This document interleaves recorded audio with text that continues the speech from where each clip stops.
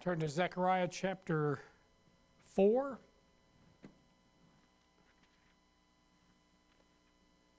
Hopefully this will be a message of encouragement and warnings.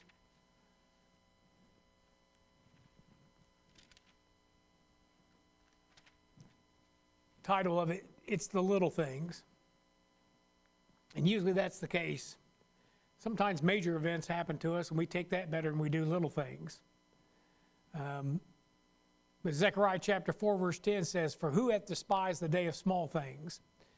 You think about a snowflake, a raindrop, a grain of sand, a speck of dirt, a single word, even a trace amount of poison. You think it's just small stuff, but boy, I tell you what, you take that snowflake and multiply it by about 1,000,000,000 times, you're up to your neck in snow. It's no longer a small thing, is it? I mean, it's a small thing, but it's become a big problem. A raindrop, one raindrop, no big deal. Add a couple of trillion of them, or a million of them, or billion of them, I should say. A grain of sand or a speck of dirt. One of the things that always fascinates me is, and I'm not fascinated and I want to see one, I'm just fascinated at how they work, where you have landslides where literally all the dirt becomes like liquid. It's an amazing something. It's even like an avalanche. People buried under avalanches, you would think that they would just be able to just push the snow up, but they're literally packed in. They're packed into that snow. And with landslides, man, it moves like water, but once it settles, man, it covers villages and towns and roads and everything else. But, you're starting with one speck of dirt and just the small thing, a trace of poison. Ricin, which is made from, what's those beans called? Castor beans.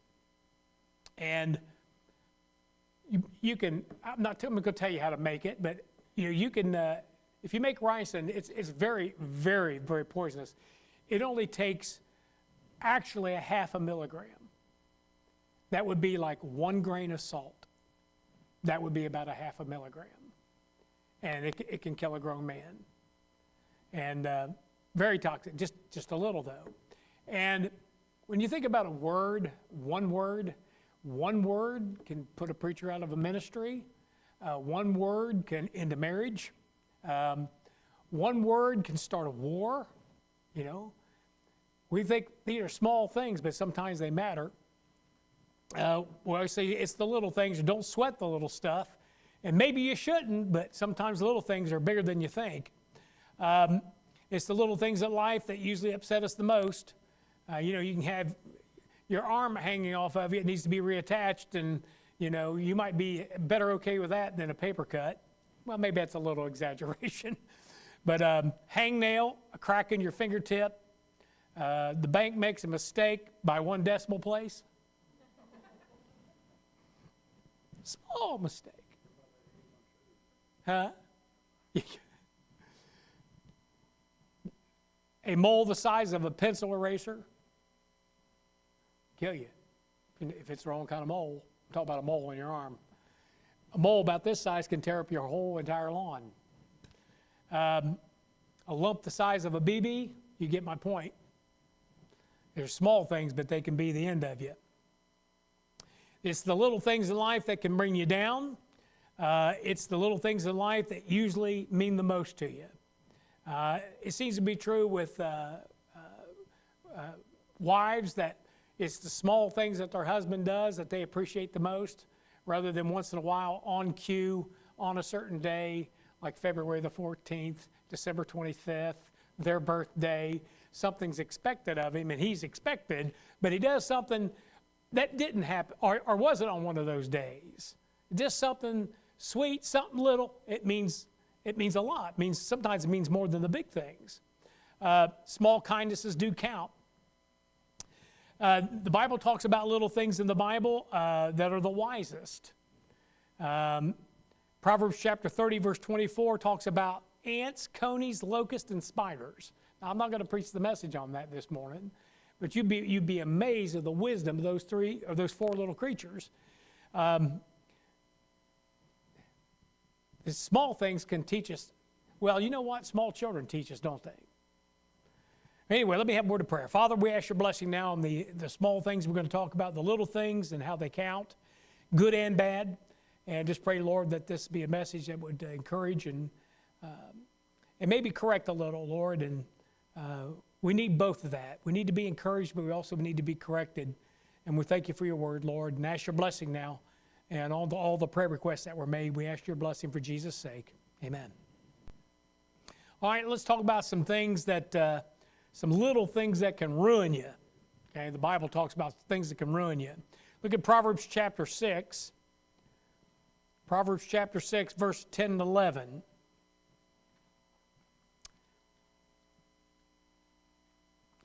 Proverbs 6, verse 10 and 11 says, "Yet a little sleep, a little slumber, a little folding of the hands to sleep, so shall thy poverty come as one that travaileth, and thy want as an armed man." What he's likening is that, you're so unaware, so unfocused, so zoned out, you don't see the highwaymen coming to rob you. That's why it comes like thy want as an armed man. He takes everything, including your clothes. That's usually what happens. They take your clothes too. So there you are. Why? Because you weren't paying attention. You weren't watching. You were asleep at the wheel. You weren't focused. I'll tell you what, with cell phones have done I can't, somebody needs to do a study, maybe they've already done it, of how many people have died because they were looking at their cell phone and not watching where they were going.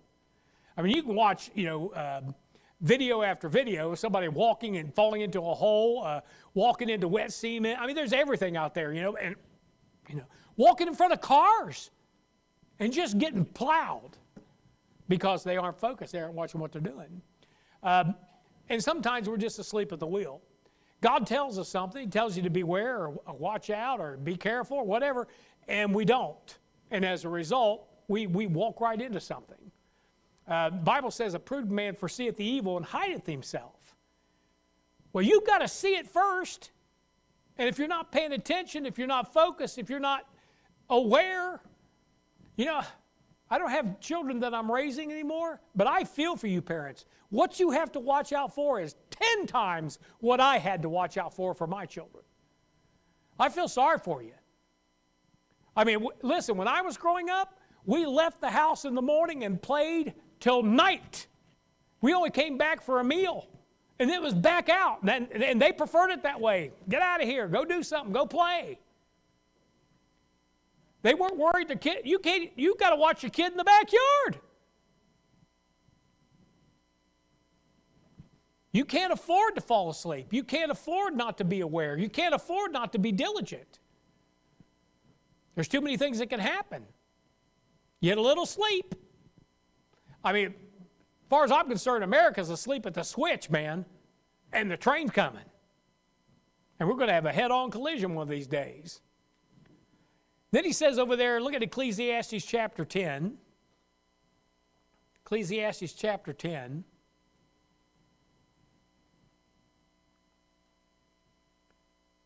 Look at verse 1. It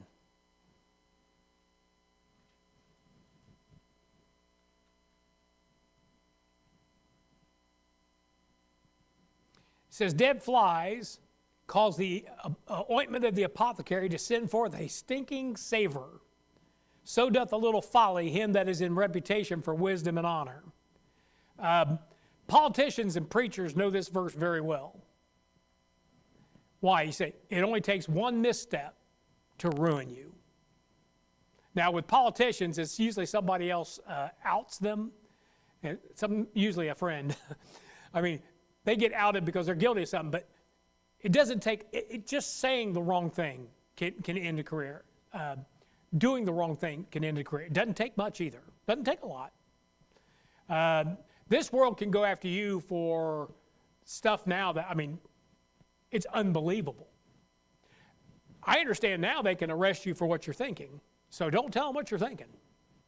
Although they might be able to guess and arrest you for that, I'm guessing you're thinking about God, right? I mean, it's crazy, the stuff that's going on now. But he's talking here about something that's a dead fly has contaminated this apothecary or this oil, whatever it is, and it's caused it to stink. It's just a little thing. It's just a little fly. But it's introduced a contaminant that makes the whole thing stink. And just a little folly, him that is in reputation for wisdom and honor. Not a lot, just a little. That's why your testimony is so precious, should be precious to you, and you got to watch out. You know, you say the wrong thing, or, you know, and it seems like they're always watching you. They're always watching you. You look up, your neighbor's right there staring at you, you know. Or you look up in a grocery store and somebody's looking at you, you know. And no matter what, you've always got somebody watching you. And if not them, your children are watching you. And it doesn't take much.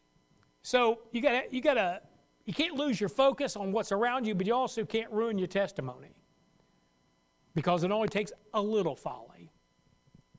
And then look at Galatians 5:9.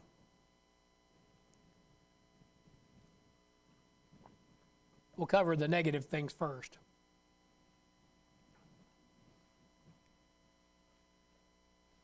Galatians 5:9 says, a little leaven leaveneth the whole lump. A little. Just a little false doctrine. Just a little deviation from the truth. That's why it's important to study that book, believe that book, accept it as the final authority, not accept what's coming out of any man's mouth, including mine. That's why you have a Bible in your lap. That's the reason I got one up here. It tells me when I'm wrong, or it'll tell you when I'm wrong.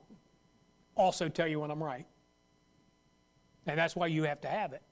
But it doesn't take a lot. I mean, you know, I don't think he's talking about minor disagreements on what something says when it's not clear. We're talking about clear things. You know, whether you believe in free will or you're a Calvinist, is that a big deal? You better believe it's a big deal. You cannot be in this church and be a Calvinist. We do not accept your doctrine. We consider that leaven. If you don't believe man's got a free will, I don't know why you want to sit in here anyway. I don't know why you want to waste your time. Yet you've got folks out there, they have latched onto something, and that some consider, oh, that's just a minor difference. Well, you know, it might have been back in the day, because there was a day when maybe that thing wasn't as serious to God as it is now. You see why? Because they were coming out of darkness. I mean, Martin Luther, listen, if Martin Luther walked through the back of that church believing what he believed in 1550, I would not let him in this church. I wouldn't let him in. He would be nowhere near what we would accept as being our stripe or believing our doctrinal statement. He just wouldn't. But in his day, he was a rock star. In his day, he believed something the whole world didn't even believe. He kicked off the Reformation. But we're past that, man. We now have a book that's right in front of us that tells us what is truth and what is a lie, and what is leaven and what's not. But it don't take a lot. It don't take a lot to let somebody in your church, and they'll destroy your entire church. We just saw a church down in Middletown that nearly happened to. It nearly killed that church. It was this close. And they're just now trying to rebuild and revitalize that church, but they were this close. You know what stopped it? A Bible believer stopped it. A Bible-believing Christian stood up and stood his ground, and I think is mainly responsible for that church recovering. We support him as a missionary. Look at James chapter 3, verse 5.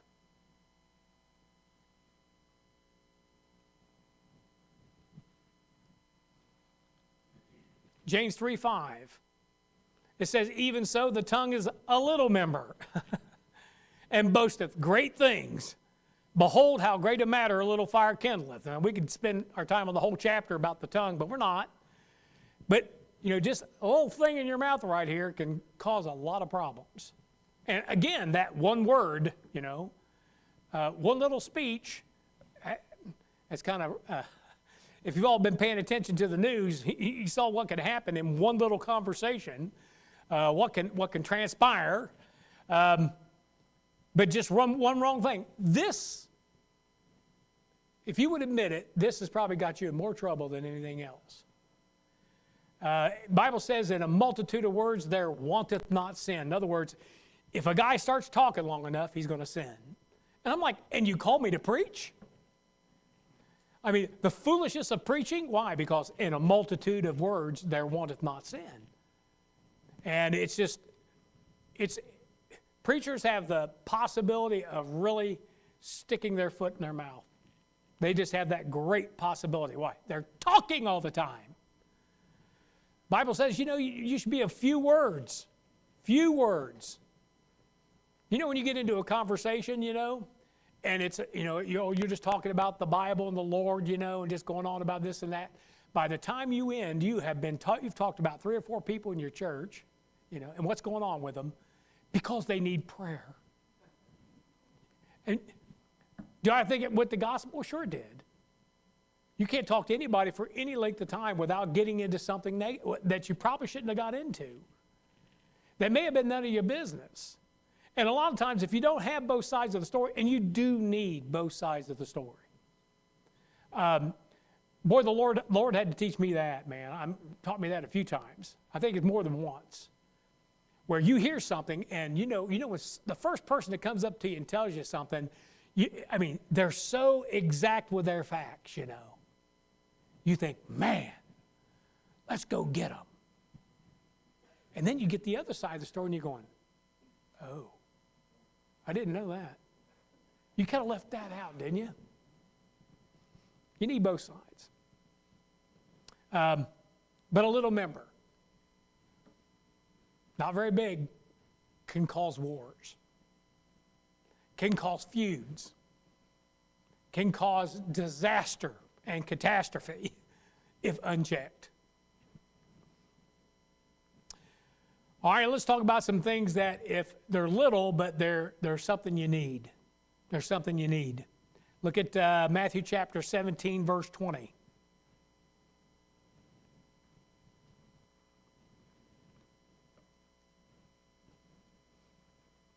Matthew 17, 20. And Jesus said unto them, because of your unbelief, for verily I say unto you, if ye have faith as a grain of mustard seed, ye shall say unto this mountain, remove hence to yonder place, and it shall remove, and nothing shall be impossible unto you. Now there's maybe a time in the future where that'll literally be true. Where they have that kind of power to actually remove mountains. But just getting the gist of what he's saying is that, look, if you'll have some faith, even a little faith, you will see God move mountains. And there's something to that. A lot of the time, we don't have any faith. We can't trust God for 1 second into the future. We panic. We start trusting in ourselves. We start trusting in government. We start trusting in somebody else other than God. Bible says not to put your trust in the arm of flesh.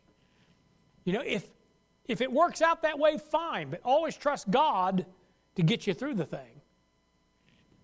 Because if you don't, you're going to regret it. But here, just having a little faith. Just a little. He doesn't talk about exercising, just a huge amount of faith. A lot of times, just a little faith. Just to believe God. Try to think of another example. I can't think of one offhand. But a lot of times, it's just the acknowledgement that, I'm thinking of Proverbs 3? In all thy ways acknowledge him, he shall direct thy path. Just acknowledging God. If you're in a situation and something's unfolding and maybe it's bad, okay, or good, doesn't matter. Acknowledge God in the thing. Say, Lord, I know you're in this. Why? Because I'm here. And I'm your son. If you're saved and it's happening, God's in it. If he can number your hairs, if he knows everything about that's happening, all the circumstances, then he's got it covered. Acknowledge that at least. Lord, I know you're here. That's brought me some great comfort. It maybe didn't stop. It's when you get confused. We all do this. something happens, and either, even if it's sudden, and we just, all of a sudden, we panic. We lose it. Why? Can you imagine Jesus Christ all of a sudden panicking? What do you mean you didn't bring bread? I mean, can you imagine that? Cool as a cucumber. He knows that God's going to provide. Now, you say, well, I can't multiply bread, but you don't know how God can do it, do you? Just because you haven't figured it all out doesn't mean God's not in it. You have to just stand there and just acknowledge His presence as a little thing, and then see what He does. Now, I understand if you're on fire, okay, stop, drop, and roll. And then trust God as you're rolling. God, help me, I'm on fire, you know. I'm not saying you don't resort to some action, but what I'm saying is that when the situation arises, acknowledge God in it. Show just a little faith. So, Lord, I don't know what's going on. I'm really confused, but I'm sure hoping you'll get in this, or you'll stop it, or something, because He certainly is aware of it if it's happening to you. Now, somebody else, I think there might be time and chance involved. I feel sorry for them. Lost people, I feel sorry for. You know, they step in front of the bus, they get hit. I can step in front of the bus and the bus is late. You get it?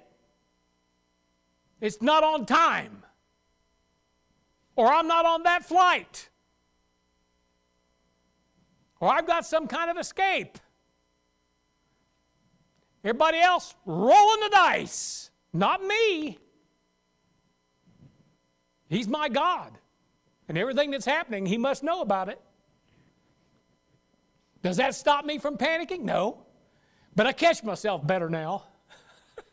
Usually after about a few seconds of bewilderment and shock and awe, then I say, oh, that's right, I'm saved.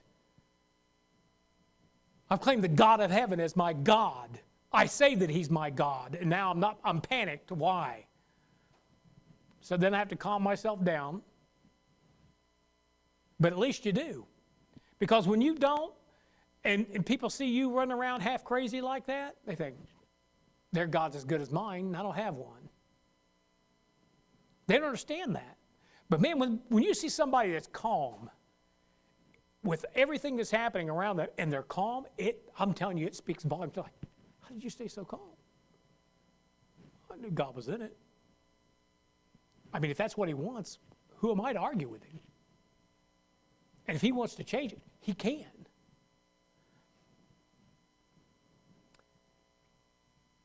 Look at Revelation 3:8.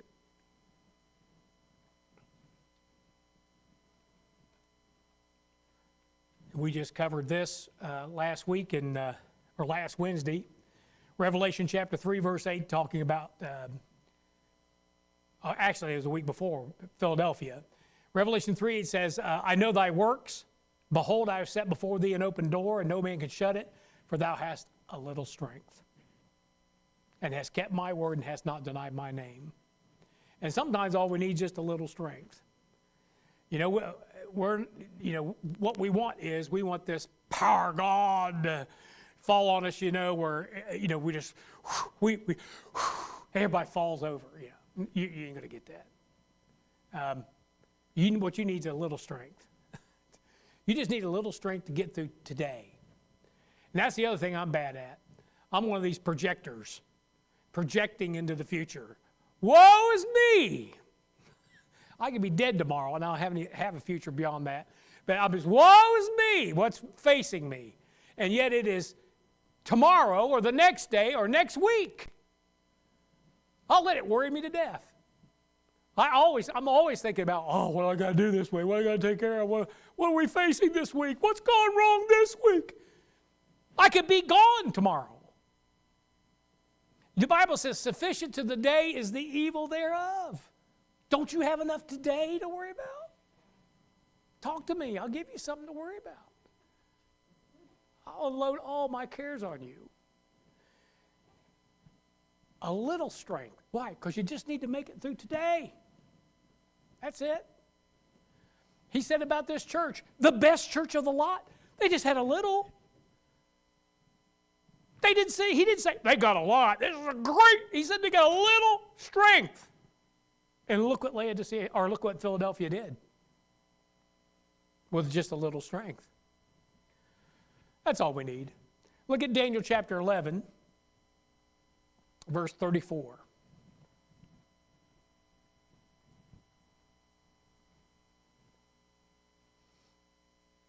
Daniel 11:34, it says, now when they shall fall, they shall be holpen.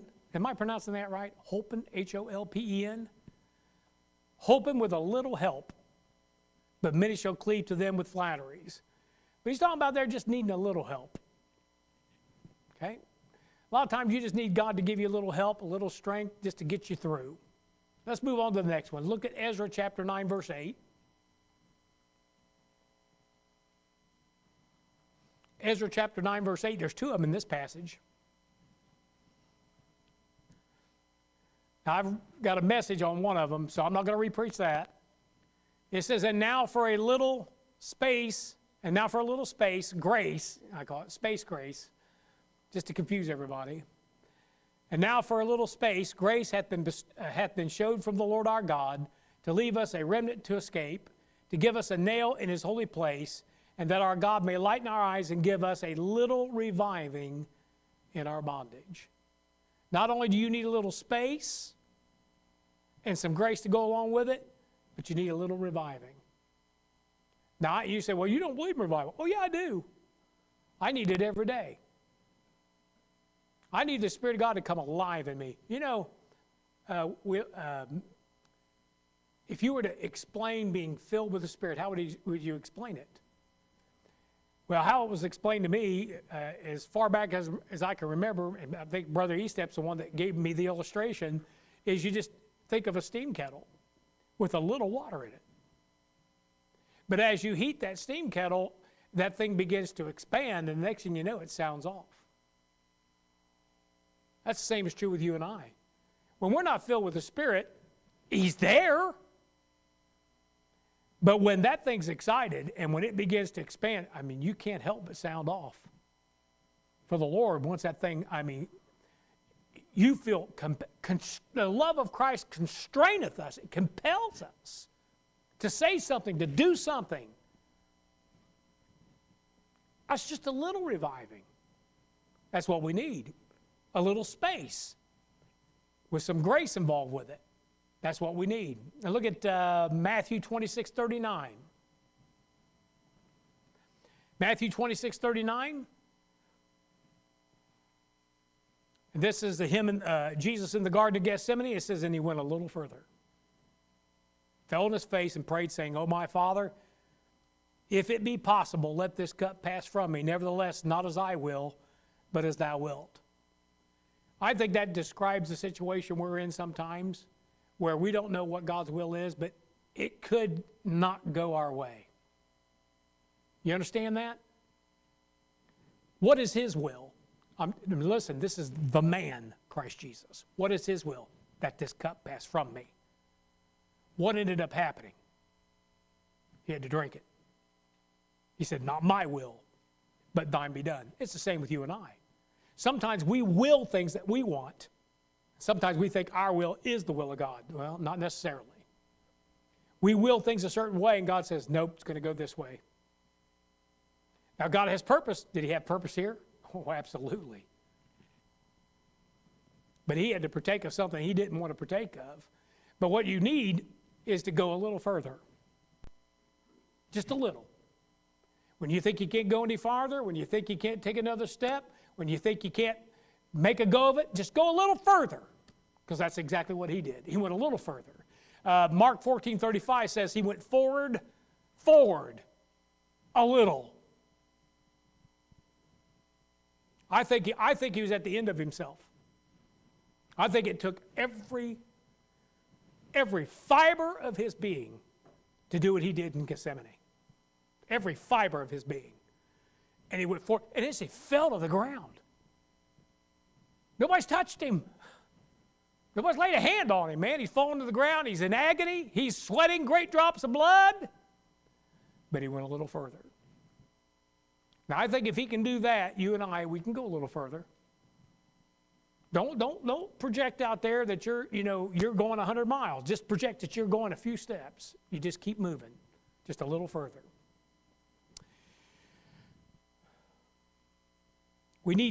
Here's some things that we need to experience. Little victories. That got taught to me early on. That the difference between a Christian that serves God and stays in church and one that doesn't is victories.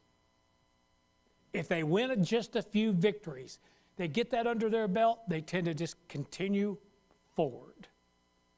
They lose right off the bat. They don't make the right decisions right off the bat. You tend to see systematic failure from that point on. Now, I'm not saying that's 100%. I'm saying generally that's what you see. I've been in this a while. That's what I've seen.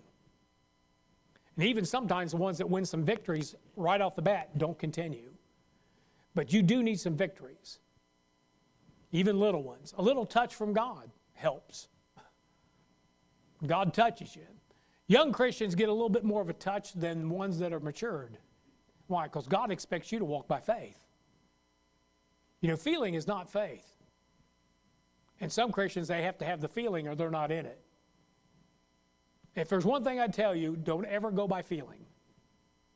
You can enjoy a feeling or not enjoy one. But don't ever go by that, because you'll not be in the service of God. Because most times there's not. Now I'll tell you, usually when you get the feelings when you're in it. I use the example going to the jail. Never feel like going. I mean, I asked Robbie, I said, "You ever feel like going?" No, but I'm glad when I get there. And that's exactly it. It's when you're in it and you're watching the Lord move and you're watching somebody get saved and you're listening to somebody's testimony and them thanking you for coming that night. That's when you get that little victory. Or that little touch from God. It doesn't always happen before you get there. A little church to grow in, like ours. A little church.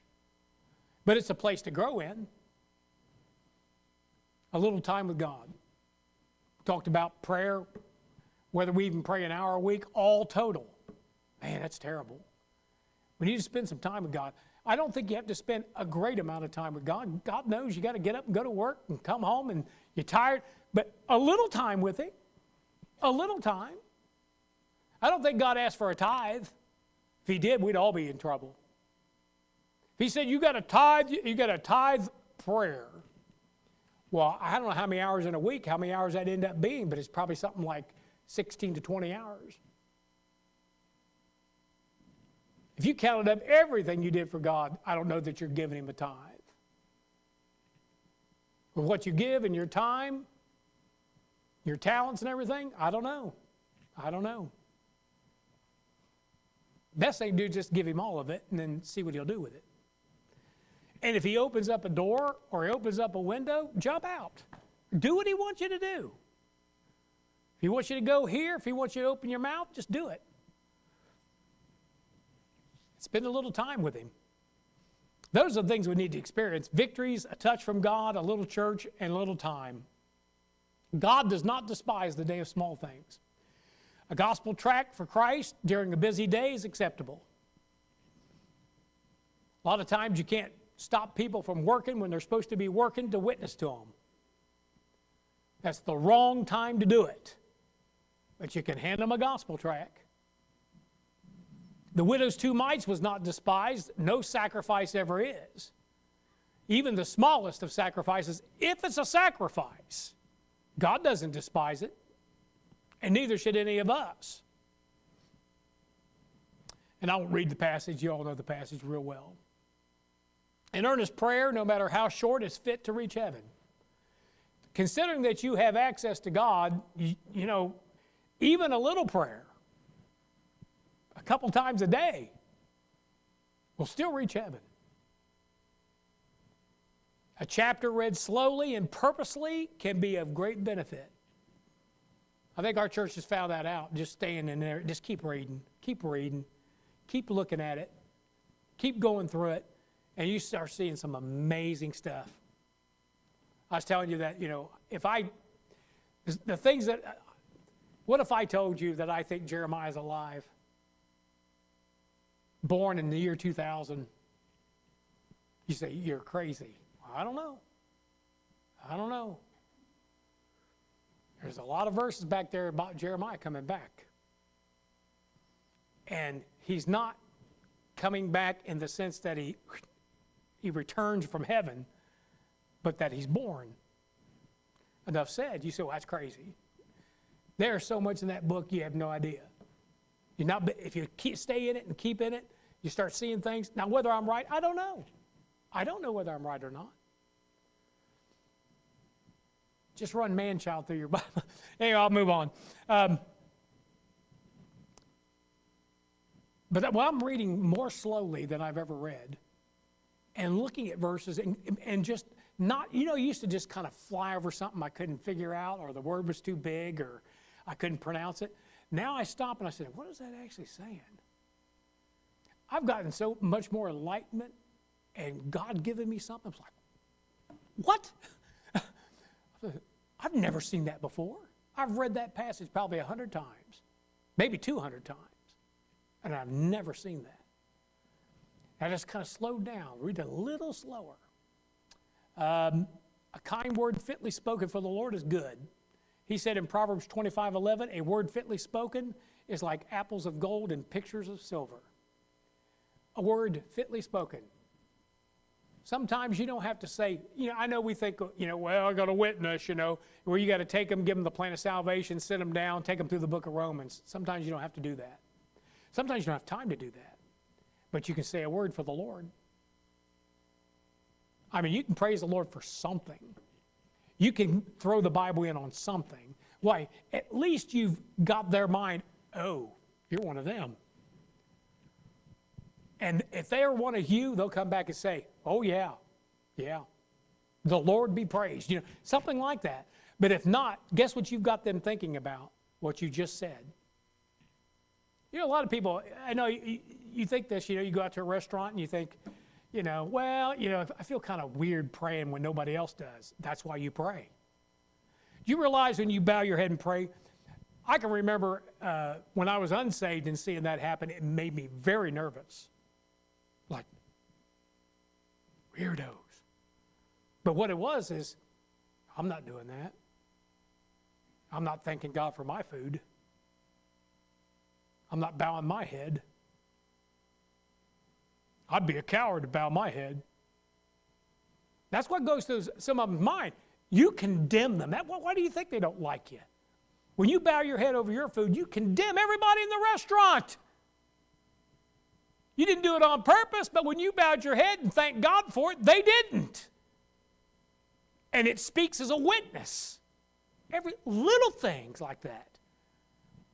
Just, got to fight with your neighbor, but instead you just kindly go up to him and say, it's okay.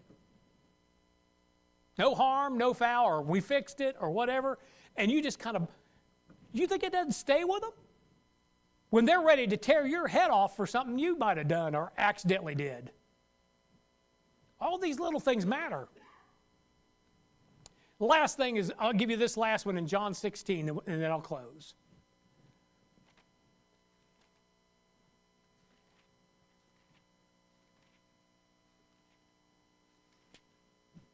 Don't despise the day of small things. Some people think, well, I can't serve God. Yeah, you can. I promise you can. You might serve Him in small ways, but God doesn't despise that. In John 16, verse 15 to 18, it says, all things that the Father hath are mine, therefore said I, that He shall take of mine and shall show it unto you. A little while, and you shall not see me, and again a little while, and you shall see me, because I go to the Father. Then said some of the disciples among themselves, what is this thing that He saith unto us? A little while, and you shall not see me, and again a little while, and you shall see me, because I go to the Father. They said, therefore, what is this that He saith? A little while, we cannot tell what He saith. Verse 19, now Jesus knew that they were desirous to ask Him, and said unto them, do you inquire among yourselves of what I said? A little while. I mean, this is almost comic, A little while, and ye shall not see me, and again a little while, and you shall see me. What He's talking about is, in a little while, I'm going to be gone from you, and then in a little while, you're going to see me again.